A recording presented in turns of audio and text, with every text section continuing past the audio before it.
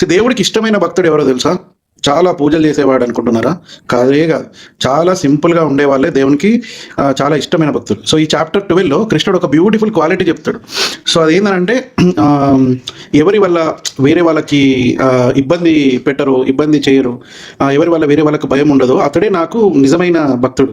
అంటే ఒకసారి ఆలోచించండి. అంటే ఏందనంటే మన ప్రెజెన్స్ వల్ల ఇంట్లో స్ట్రెస్ పెరుగుతదా? ఆఫీస్‌లోనైనా టెన్షన్ పెరుగుతదా? నువ్వు పక్కనుండే వేరే వాళ్ళు ఎట్లా ఫీల్ అయితారు? అబ్బా! వీడెందుకొచ్చిండు? వీనితోని ఏంది?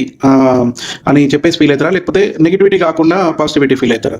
సో, ఇది బేసికల్లీ ఒక ఏమంటారు, ఇలాంటి క్వాలిటీని కృష్ణుడు అప్రిషియేట్ చేస్తాడు. సో, మన వల్ల వేరే వాళ్ళకి పీస్ వస్తదా అనేది మనం క్వెషన్ చేసుకోవాలి. సో, ఇప్పుడు ఫర్ ఎగ్జాంపుల్ రియల్ లైఫ్‌లో చూస్తే ఒక మేనేజర్ ఉంటాడు. సో, వాళ్ళకి ఒక్కొక్క టైప్ ఆఫ్ మేనేజ్మెంట్ క్వాలిటీ ఉంటది. కొంతమంది ఏమో భయపెట్టి పని చేయించుకుంటారు. సో, ఇంకో మేనేజర్ ఉంటారు. వాళ్ళు ఏందంటే అథారిటేటివ్ కాకుండా రెస్పెక్ట్‌తో పని చేయించుకుంటాడు. సో, ఇద్దరు రిజల్ట్స్ తీసుకొస్తారు బేసికల్లీ. కానీ ఒకడిని మర్చిపోతారు. ఎవరైతే టీమ్‌లో ఉంటారో ఇంకోడిని మాత్రం గుర్తుపెట్టుకుంటారు. ఎందుకు? దానికి కారణం ఏంది అనంటే సో, దాని మీనింగే భక్తి. సో, బేసికల్లీ ఏందంటే పూజ రూమ్‌లో దేవుడిని ప్రేమించడం కాదు. సో, బయట మనుషులని గౌరవించడం. సో, నిజమైన భక్తికి మీనింగ్ అదే. సో, ఎందుకు గుళ్ళకు టెంపుల్స్ ఇవన్నీ పోతామంటే బ్రహ్మం నుంచి మొత్తం ఒకటే ఆవిర్భావం కాబట్టి, ఇవన్నీ మేనిఫెస్టేషన్ కాబట్టి.